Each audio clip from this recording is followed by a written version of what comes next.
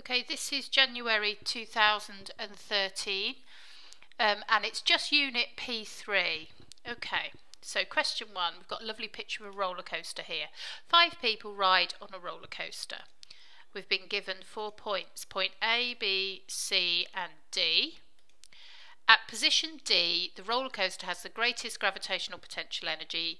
Explain why using the equation, and we've been given the equation gravitational potential energy equals mass times gravitational field strength times h, which is the height. Okay, so point D you can see is the highest point, and we can also see gravitational potential energy is equal to mass times gravitational field strength times height. Now, mass and gravitational field strength are both constant, which means the potential energy only really depends on the height of the roller coaster, or the height the roller coaster is at any particular point. So our answer is quite straightforward really. It's the highest point, so h is the greatest. So the gravitational potential energy is at its greatest because h is at its greatest. It is at the highest point. Okay, part B. Roller coaster W is empty. Joseph thinks that roller coaster car W has no momentum as it moves down the slope. Is he correct? Now this is a 1 marker, so you're not going to get any marks for saying yes or no, whether he's correct or not. It's all going to be about the explanation. Look, we've been told to explain our answer. Now, clearly no, it is not correct, because car W has its own mass. It might be empty, but it still has mass, and it's travelling down the slope, so it has velocity as well. And because momentum is mass times velocity, clearly the car has to have momentum. Okay, part C. All the people in the roller coaster wear padded harnesses. And here's a picture of a padded harness in case you're wondering what they look like. If the roller coaster comes to a sudden stop, the padded harness reduces the likelihood of an injury. Explain why. Okay, this is our sentence that we learn for our airbags and our crumple zones and our seatbelt questions. And you've got to get the phraseology correct here to get your maximum marks. Okay, so this is what we put. It reduces the rate of change of momentum, therefore reducing the force acting on the person. Okay, so it's all about how quickly that momentum is changed. You could, of course, describe it in terms of the stopping distance. You could say that it increases the stopping distance, or you could say that it increases the stopping time. But you're still going to need to make the comment that that's reducing the forces acting on the person, because that's needed for that second mark. Okay, let's take a look at question number 10. Okay, Helen and Finn take part in a cross-country run. Look at the information about their run. Their speeds have been plotted on the graph. And here's our graph. We've got a y-axis of speed in meters per second, and our x-axis, as usual, is time. This time the units are seconds. Okay. Use the graph to compare Helen and Finn's acceleration over the whole run. And it's our 6 markers, so the quality of our written communication counts towards the marks in this question. Okay, let's have a look at the graph in a little bit more detail. First of all, this is Helen's line. Okay, it might not be that clear here because of the scanning in. It's very clear on the original, so if you've got this paper in your exam for real, you'll be able to have a much better view of when everything is happening. And here is Finn. Very key point on the graph is the 900-second mark, which is when Finn's at his maximum velocity. And Helen, of course, that's her maximum as well, but she maintains that maximum for the remainder of the race. Second thing we need to look at is Finn's maximum velocity, or speed in this case, is 3 meters per second, and Helen's comes out, I make that 2.4 meters per second. Okay, so some tips when answering this sort of question. First of all, split the graph into 2 sections, okay, when you're describing things. So you can say between 0 and 900, and then you can say between 900 and 1800, and describe what happens in each of those 2 sections. It's a speed time graph, so your acceleration is equivalent to your gradient. Okay, so you can calculate that using the equation that's on the front of the paper, which is acceleration is equal to change in speed over time. Now they've given us values on both axes there, which means they are expecting you to do some calculations, not just say that Finn's acceleration is greater than Helen's. They're expecting you to put some numbers on it.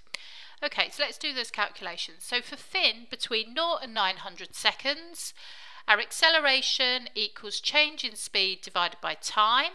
If we look at the graph, our change in speed is 0 all the way to 3 meters per second, so that's a change of 3. Our time runs from 0 to 900, so that's 900 seconds is our time taken. And if we put those into our equation, we're going to see that 3 divided by 900 equals 0.003 meters per second squared. Okay, so let's just get rid of that information, clear the graph down, ready for our next calculation. So for Helen, between 0 and 900 seconds, we've got our acceleration is change in speed over time. We've got our change in speed on this axis, we've got our time taken on this axis, and the numbers are 900 seconds again for the time taken, and the change in speed is, in this case, 2.4.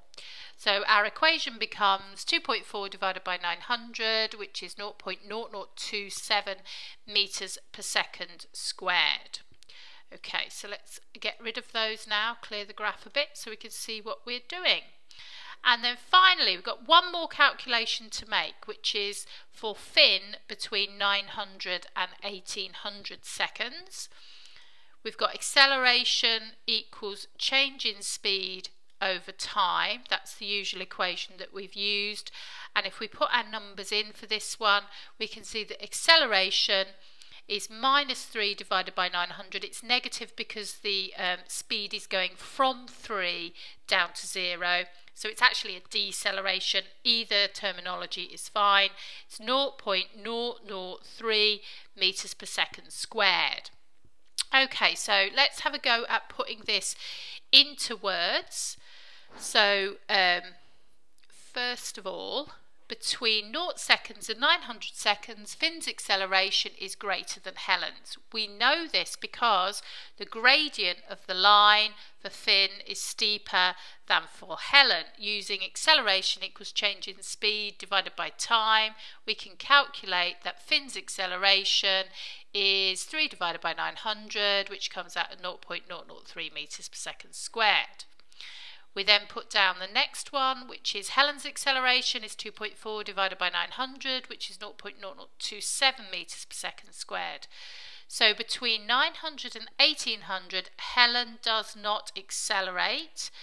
Her speed remains constant, and I think it's important to give the value that it remains constant at, which is 2.4 meters per second. Finn, however, decelerates from 3 meters per second to stationary, and this is calculated by, and then we've got change in speed divided by time, which is 0.003 meters per second squared. Now, as long as you make sure that you either have a negative acceleration or you use the word deceleration, you should be able to achieve full marks there. Okay, nice question.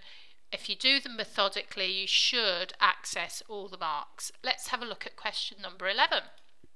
Okay, so here we go. There are many different types of car available. Look at the information. Now, we've been given some data here. Conventional cars use fossil fuels, okay, petrol and diesel, we know that. Biofuel hybrid electric cars use biofuels and an electric motor. They can be plugged in to a power supply to recharge the battery. Plug-in hybrid cars use fossil fuels and electric motor. They can be plugged in to recharge the battery as well. Okay. And then finally some information about electric cars. Only use a battery. They can be plugged in to recharge the battery. So we've got our table of data. Okay, and we've got type of car, so we've got 4 different types of car, and they've given us some information on carbon dioxide emissions in kilograms per 160 kilometres driven. Okay, so they're going to expect us to start to compare these values and reach some conclusions probably. Let's read on and see what they want us to do. The CO2 emissions could come from a power station as well as directly from the fuel in the car. So they've given you a big hint there. That's very helpful. Often they won't do that. They expect you to talk about CO2 emissions at the point of source and also compare them to where the electricity was originally made, but they've actually hinted at that here, which is very helpful.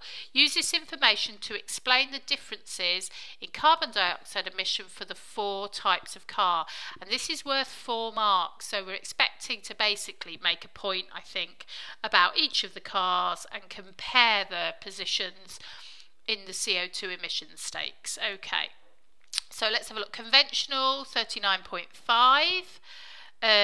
Let's make a comment. Conventional car has the highest CO2 emissions released directly as fuel is burned in the car. So it's actually released at point of use, sorry. Then we've got electric. Now that's the lowest of all. Okay, so electric cars have the lowest CO2 emissions and do not release CO2 at point of use. The car does still produce carbon dioxide emissions when the electricity is produced in the power station. So it doesn't necessarily mean it's completely emission free. It means that the emissions have happened elsewhere along that energy production line. Okay, now we've got to compare the 2 hybrids. So we've got 25.9, that's our biofuel hybrid, and we've also got 28.2, that's our plug-in hybrid, okay, that uses the petrol as well. So hybrid cars can produce less carbon dioxide because they're less than the conventional, some at point of use and some in the power station. So we've actually recognised that there's 2 sources of emissions there. And then finally, let's say something like the biofuel cars do produce carbon dioxide when their fuel is burnt, but the amount of CO2 is equal to that taken in by the plant during photosynthesis whilst growing. So we call that carbon neutral. Okay, so even though they are producing CO2 emissions, when that fuel was grown, it did take in the equivalent amount of CO2, so overall they are carbon neutral. And that would access all 4 marks available for that question. Let's have a look at question B. So, fuel consumption figures for the 4 types of car increase when the road conditions are poor. Explain why factors other than road conditions need to be considered when comparing fuel consumption types. Okay, so we're talking about fuel consumption figures, sorry. We're talking about things that can affect fuel consumption other than just the road conditions. Okay, so we've got them listed here. There's plenty to choose from. Driving style, speed, mass, if you've got a heavy car, if you've got a light car, if you're going up or downhill, if you're driving into the wind or with the wind behind you, these all affect how much petrol you use or how much fuel you use. The condition of the tyres and the pressure in the tyres has an impact. Engine size has an impact. Whether you're using air conditioning at the time, that all has an impact on your fuel consumption. You cannot have size of the car or rain or snow. Okay, so size of the car isn't enough. You need to be specific about the mass. And because they've talked about road conditions, they don't want you to talk about rain or snow because they feel they've covered that already. Okay, let's go and have a look now at question number 12. Car tyres have tread. Okay, as tyres become worn, the amount of tread decreases. So they've got some helpful pictures here. We've got our first one, which is our magnified view of the tyre tread showing the depth. And we've got an 8mm one, a 3mm one, and a 1.6mm one. Okay, look at the braking distance chart for the same car with different tyre tread depths. Okay, so the car is the same. The only difference is the depth of the tread on the tyre fitted to that car. And we have depth there and we go from 8 down to 3 down to 1.6, and of course then we've got our braking distance, and you can see that the braking distance gradually increases. So what is the braking distance for the car with the tyre tread depth 8 millimeters when the speed is doubled? Okay, so this is our sentence that we've learned. We know they always want to talk about doubling the speed and what effect it has on the braking distance and what effect it has on the thinking distance. Okay, now let's have a look. Double the speed doubles the thinking distance. Thinking distance does not depend on the mass. Double the mass doubles the braking distance, and double the speed quadruples the braking distance. So thinking distance just doubles, whereas braking distance either doubles if you double the mass of the car or quadruples if you double the speed of the car, because it's proportional to the speed squared, because it's related to the amount of kinetic energy. And that's a sentence, a phrase that we've gone over in lessons several times to make sure you understand that. Double the speed doubles the thinking distance, double the speed quadruples the braking distance. So if we're going to look at our answer, we've got 8, which is going to be 25.9 metres. So if we're going to quadruple it, our braking distance is going to be 4 times 25.9, because it's come from here, and that's going to give us 103.6 metres. Okay, so speed affects braking distance. Let's get rid of those first. Okay, speed affects braking distance. Double the speed of the car with the tyre tread below 1.6 millimetres is a significant concern in terms of road safety. Explain why. And there's 2 marks they're given for this one. Let's have a look. Okay, so 1.6 millimetres has got a braking distance of 39.5. Right, now we've got to quadruple that. So it would make the stopping distance greater than 4 times 39.5, which is 158 metres. That is a very large distance. Okay, that becomes very unsafe, because that means you've got no control over what you're going to hit within those 158 metres. 158 metres is a very, very long way. Okay, let's look at the next part. The data in the table shows the advice about depth of tyre tread. Got our depth there, 8, 4, 3 and 1.6. Our advice is to consider replacing at 3, and the legal limit of course is 1.6. Now, due to technological advances, a new tyre has been made. The tread on the new tyre is more resistant to wear, but once it reaches 4 millimetres, the tread depth, the rate of wear rapidly increases. Okay, so it lasts for a lot longer, but then once you get to those low tread depths of 4 millimetres, it then wears out very, very quickly. Describe a benefit of using this new tyre and suggest ways of limiting the risks of using it. And there's 2 marks. So what we want to do is try and come up with a benefit and then a way of dealing with the risk. So here we go. Our benefit is that the tyre will not need replacing as often. That's a good benefit. However, it will wear rapidly once it's at 4 millimetres, which is sooner than before, so would need replacing at this point or checking much more frequently. Okay, so you could put something clever down about maybe having some sensors on there, so once you get down to 4 millimetres, then you know, an alarm goes off somewhere or some kind of indicator light to tell you that you need to think about replacing your tyres.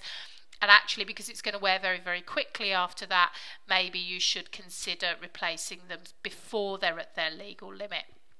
Okay, right, on to the last question now. David is a parachutist. He jumps out of an aeroplane. Okay, there he is, jumping out. David's terminal speed is 60 metres per second before he opens his parachute. David opens his parachute, there he is.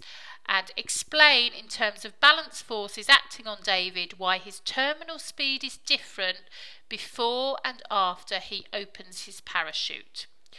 Okay, so here's David.